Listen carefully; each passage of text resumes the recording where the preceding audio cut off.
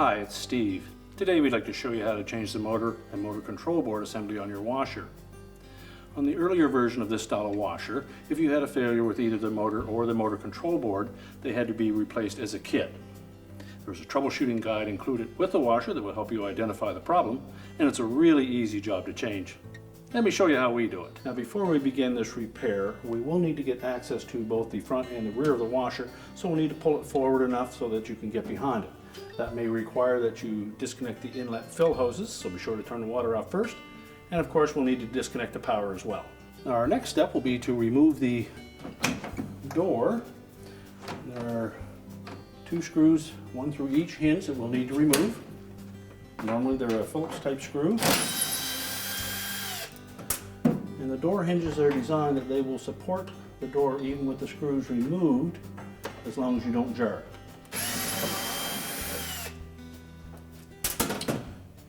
And simply lift up on the door and then pull it out through the opening. You'll note that there are arrowhead type hooks on the end of those hinges.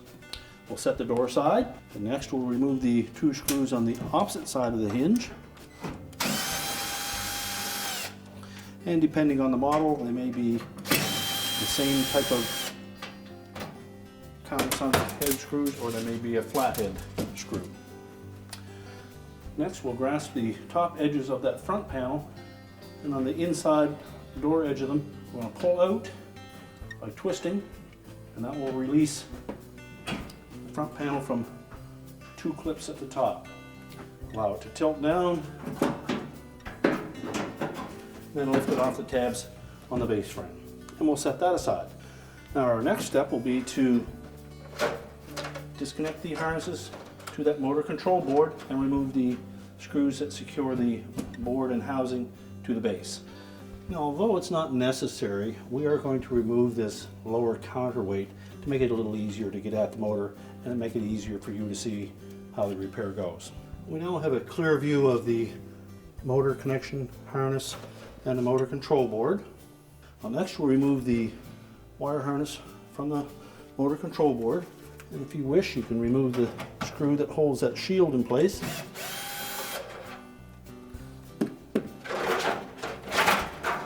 That will give you better access to the actual terminals. So just pull those all off of the existing board and then thread them out of the wire harness retainer in the base. Next we'll disconnect the other end of the harness from the motor. Begin by removing the screw and the P-clamp that holds the harness to the old motor.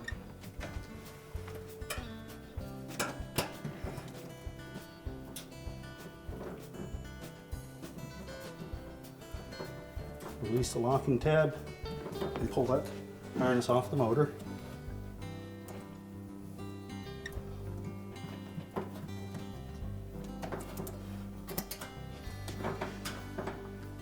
And also remove the screw in the base frame that secures the second P-clamp.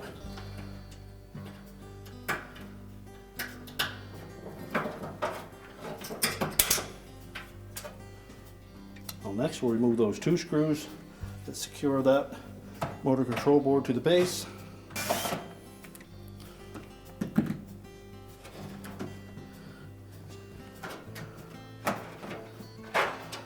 Then lift it out of the base frame at the back.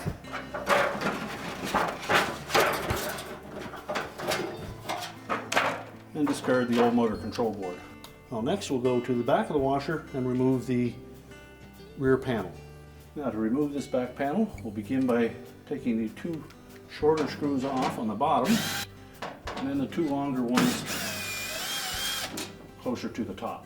Now if you can keep that plastic frame pressed tight against the metal panel,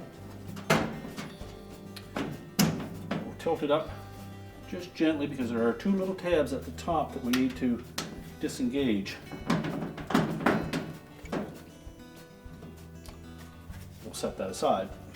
Next we'll roll the belt off of the large pulley and the motor. Just pull on it while we're rotating the large pulley, and then we'll set that belt aside. Now with the belt out of the way, We'll next remove this bolt that secures the motor to the outer tub.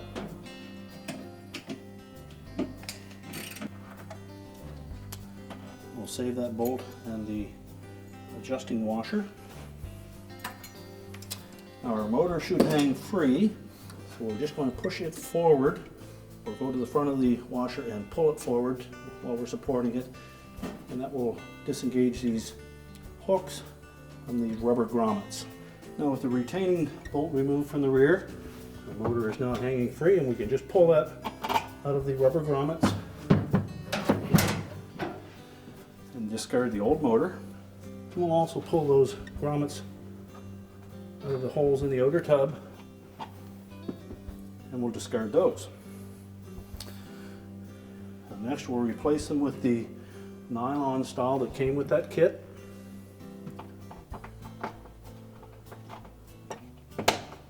Make sure they're pressed firmly into place and are flush with the mounts. We'll then take the new motor with the harness, and we're going to line up those pins with those mounting grommets. So line up both mounting pins with the grommets, and then push the motor fully into position, and then we'll tilt it up and reinstall a mounting bolt. So just tilt the motor up until you can see the threaded hole in it, just clearing the bottom of that slotted opening.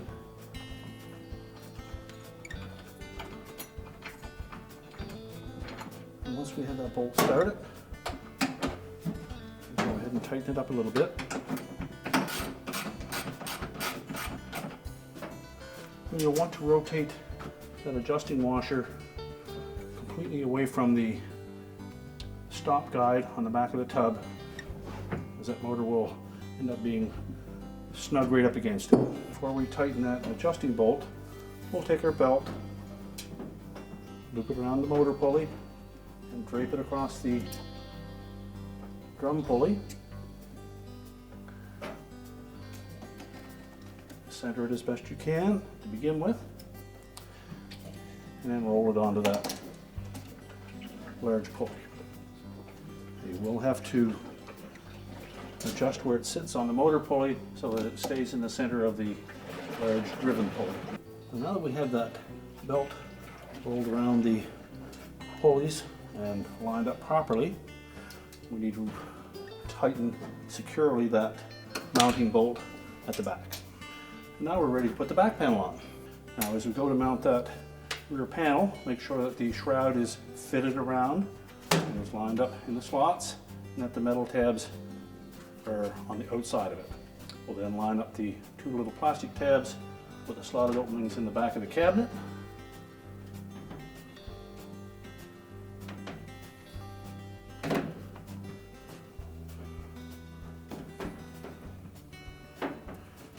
Should easily pivot down.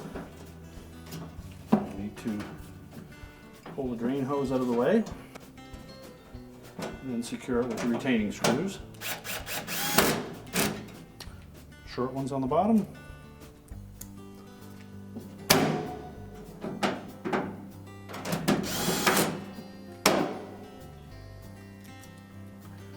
And then the long ones at the top.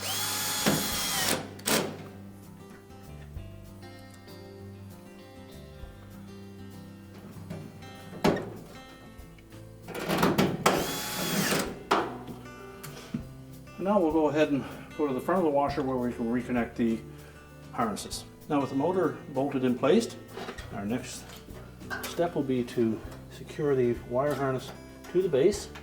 So using the existing screws from the previous P-clamps,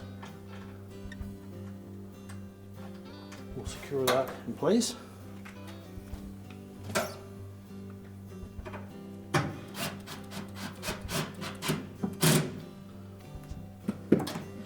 Next, we'll take the new motor control board, and we're going to line up those three tabs at the back with the slotted openings in the base.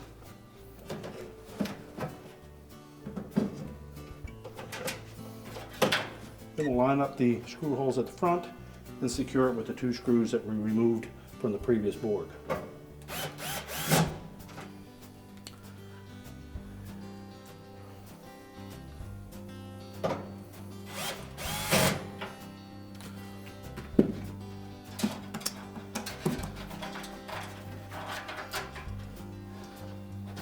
Now, we'll line up the wire harnesses. Take the main wire harness in the back of the machine, route it through that little clip on the side of the motor control board housing, as well as the clip in the base frame. The harness from the motor, make sure we clip that into that retainer on the base frame. Now our next step will be to connect the wire harness adapter to the new motor control board. We're going to begin with the 3 shorter lengths of harness.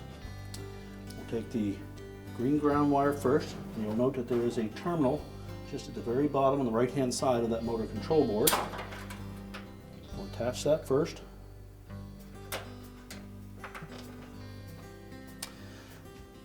And next we'll take the red and blue connector and we'll fit it into that line filter directly above the ground wire with the locking tab pointing down. And those connectors will only go in one way anyways. Next we'll take the black and white connector, line it up with the little indicator notch on the bottom. Again, make sure that's fully inserted. And the opposite end of that red-blue harness connector will go into the upper right-hand connector on the left or lower end of that connector with the locking tab facing down. Make sure it's properly engaged.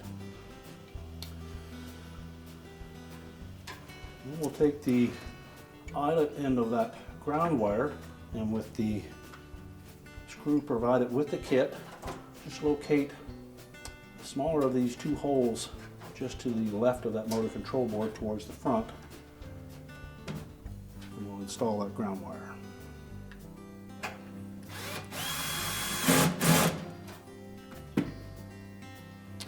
Now next we'll take the JP4 plug from the main wire harness and we'll connect it.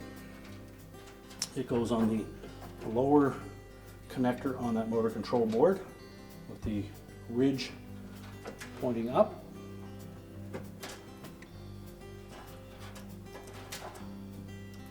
Next we'll take the black and the white connector, and that is going to fit into our new harness, and just line it up with the black and white wires on that connector.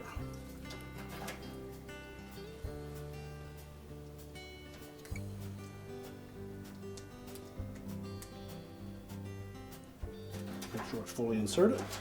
Just tuck that out of the way.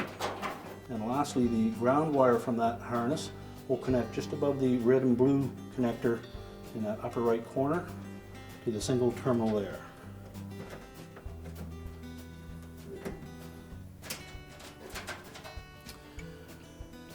Well, next we have the motor harness connector.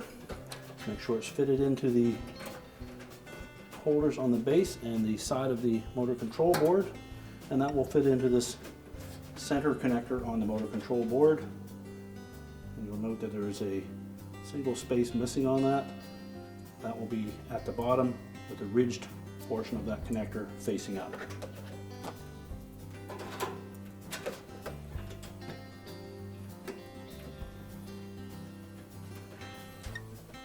And now we'll put that counterweight back on that we removed. And once we've got that tightened in place, we can then go ahead and put the front panel and the door back on. We're now ready to put the front panel back on. So we'll begin by locating the 2 slots on the bottom of the front panel with the 2 hooks that are attached to the base.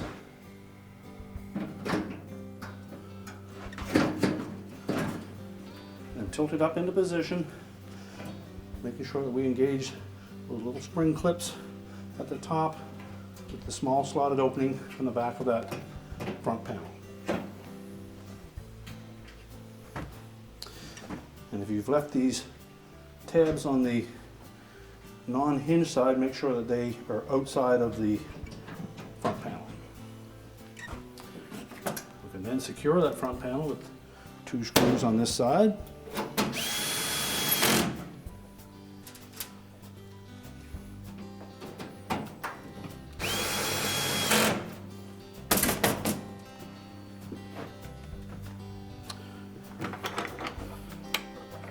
Now we'll line up the hinges in those slotted openings.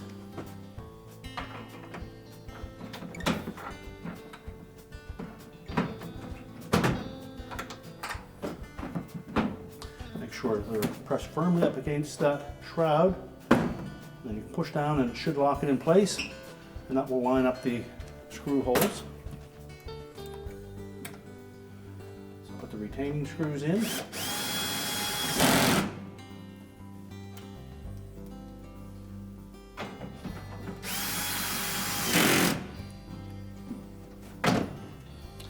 And now we can push the washer back into position. We're now ready to reconnect the power, and our repair is complete.